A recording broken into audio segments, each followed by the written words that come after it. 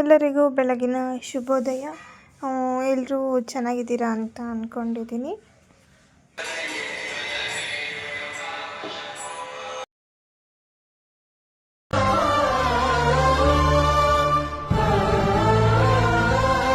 Good morning ಎಲ್ರಿಗೂ. ಇವತ್ತು ಶನಿವಾರ ಆಗಿರೋದ್ರಿಂದ ನಾನು ಬೆಳಗ್ಗೆ ಬೇಗನೆ ಎದ್ದಿದ್ದೀನಿ. ಇವತ್ತು ಫುಲ್ ದಿನಚರಿ ಹೇಗಿರುತ್ತೆ ಅಂತ ನಾನು ವಿಡಿಯೋ ಮಾಡ್ತೀನಿ. ಇದೊಂಥರ ಡೈಲಿ ಬ್ಲಾಗ್ ಥರ ಇರುತ್ತೆ. ಕಂಟಿನ್ಯೂಸ್ ಆಗಿ ವಿಡಿಯೋ ನೋಡಿ. ಹಾಗೆ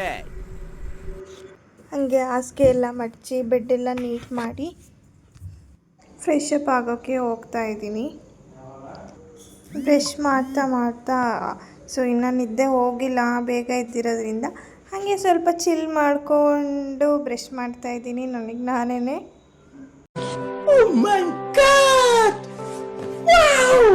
ಬ್ರಷ್ ಎಲ್ಲ ಆಯಿತು. ಬ್ರಷ್ ಎಲ್ಲ ಆದಮೇಲೆ ನಾನು ಹಂಗೆ ಸ್ನಾನ ಮಾಡಿಕೊಂಡು ಬಂದಮೇಲೆ ಬಾಗಿಲೆಲ್ಲ ಒರೆಸಿ ಬಾಗಿಲಿಗೆ ಅರಿಶಿನ ಕುಂಕುಮ ಹಚ್ಚಿ ರಂಗೋಲಿ ಹಾಕ್ತಾಯಿದ್ದೀನಿ. ರಂಗೋಲಿ ಹಾಕಿದ್ಮೇಲೆ ಹಂಗೆ ತುಳಸಿ ಕಟ್ಟೆ ಇದೆ, ತುಳಸಿ ಕಟ್ಟೆಗೂ ಕೂಡ ನಾನು ಅರಿಶಿನ ಕುಂಕುಮ ಹಚ್ಚಿ ಅಲ್ಲೂ ಒಂದು ಚಿಕ್ಕದಾಗಿ ರಂಗೋಲಿ ಹಾಕ್ತಿದ್ದೀನಿ. ರಂಗೋಲಿ ಹಾಕಿದ್ಮೇಲೆ ನಾನು ತುಳಸಿ ಕಟ್ಟೆ ಮತ್ತು ಎಲ್ಲದಕ್ಕೂ ನೀರು ಹಾಕಿದೆ ಗಿಡಗಳಿಗೆ. ಇದು ನಮ್ಮ ಬಾಲ್ಕನಿಲಿ ಚಿಕ್ಕದಾಗಿ ಹಾಕಿರೋ ಪ್ಲ್ಯಾಂಟ್ಸು. ಅದಾದಮೇಲೆ ನಾನು ಬಂದು ಭಗವದ್ಗೀತೆ ಓದಿದೆ. ಭಗವದ್ಗೀತೆ ನಾನಿವಾಗ 30ನೇ ಶ್ಲೋಕ ಓದ್ತಾ ಇದ್ದೀನಿ.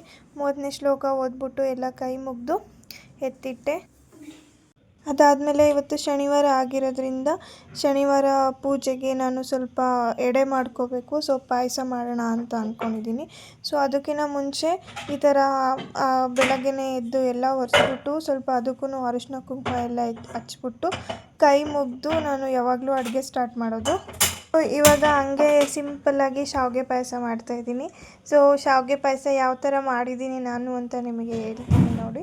ಫಸ್ಟು ಒಂದು ಚಿಕ್ಕ ಬಾಣಲಿ ಇಟ್ಕೊಂಡಿದ್ದೀನಿ. ಅದಕ್ಕೆ ಸ್ವಲ್ಪ ತುಪ್ಪ ಹಾಕಿ ನಾನು ಫಸ್ಟೇ ಶಾವಿಗೆನ ಫುಲ್ ಫ್ರೈ ಮಾಡ್ಕೋತೀನಿ, ಡೀಪ್ ಫ್ರೈ ಮಾಡ್ಕೋತೀನಿ. ಡೀಪ್ ಫ್ರೈ ಆದಮೇಲೆ ಅದನ್ನು ಸೈಡಲ್ಲಿ ಇಟ್ಬಿಟ್ಟು ಮತ್ತೆ ಸ್ವಲ್ಪ ತುಪ್ಪ ಹಾಕಿ ದ್ರಾಕ್ಷಿ, ಗೋಡಂಬಿ, ಬಾದಾಮಿ ಏನಿರುತ್ತೋ ಅದನ್ನು ಸ್ವಲ್ಪ ಫ್ರೈ ಮಾಡಿಕೊಂಡು ಸೈಡಿಗೆ ಇಟ್ಕೊಂಡಿದ್ದೆ. ನೆಕ್ಸ್ಟು ಅದಾದಮೇಲೆ ಸ್ವಲ್ಪ ಹಾಲು ಬಿಸಿ ಮಾಡಿಕೊಂಡು ಹಾಲು ಕುದಿಯೋ ಟೈಮಲ್ಲಿ ಈ ಹುರಿದ್ಕೊಂಡಿರೋ ಶಾವಿಗೆನ ಅದರೊಳಗೆ ಹಾಕ್ಬಿಟ್ಟು ಶಾವಿಗೆ ಸ್ವಲ್ಪ ಕುದಿ ಬಂದಮೇಲೆ ನಾನು ದ್ರಾಕ್ಷಿ, ಗೋಡಂಬಿ ಏನು ಫ್ರೈ ಮಾಡ್ಕೊಂಡಿದ್ನಲ್ಲ ಅದನ್ನು ಹಾಕಿದ್ದೀನಿ. ಅದಾದಮೇಲೆ ನಾನು ಸ್ವಲ್ಪ ಬೆಲ್ಲನ ಪಾಕ ಮಾಡ್ಕೊಂಡಿದ್ದೆ. ಆ ಬೆಲ್ಲ ಪಾಕನ ಲಾಸ್ಟಲ್ಲಿ ಮೇಲ್ಗಡೆ ಹಾಕೋದು. ಸೊ ಈ ಥರ ನಾನು ಶಾವಿಗೆ ಪಾಯಸ ಮಾಡಿದ್ದೀನಿ ಇವತ್ತು. ದೇವ್ರ ಸಾಮಾನ ಎಲ್ಲ ತಿಕ್ಕೊಂಡು ದೇವ್ರ ಫೋಟೋ ಎಲ್ಲ ಒರೆಸ್ಕೊತಾ ಇದ್ದೀನಿ.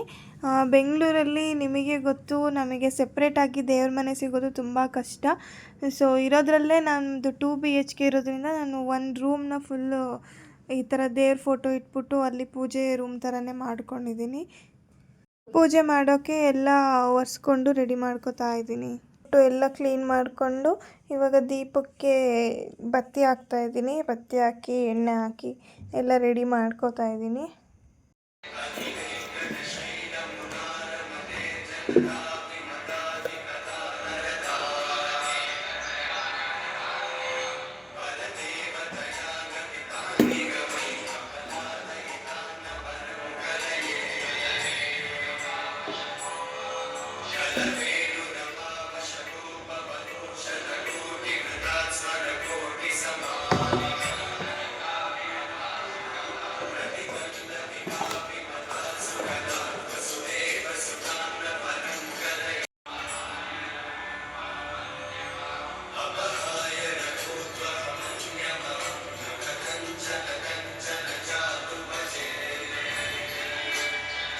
ಎಲ್ಲ ಅರಿಶಿನ ಕುಂಕುಮ ಹಚ್ಚಿ ಹೂವು ಎಲ್ಲ ಇಟ್ಮೇಲೆ ಪ್ರಸಾದಕ್ಕೆ ಅಂತ ಮಾಡಿರೋ ಶಾವಿಗೆ ಪಾಯಸನ ಎಡೆಗಿಡ್ತಾ ಇದ್ದೀನಿ.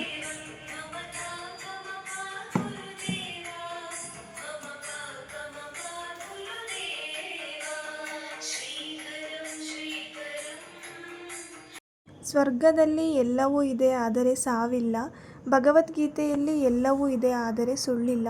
ಜಗತ್ತಿನಲ್ಲಿ ಎಲ್ಲವೂ ಇದೆ, ನೆಮ್ಮದಿ ಇಲ್ಲ. ಇವತ್ತಿನ ಎಲ್ಲ ಮಾನವರಲ್ಲಿ ಎಲ್ಲವೂ ಇದೆ ಆದರೆ ಶಾಂತಿ ಇಲ್ಲ.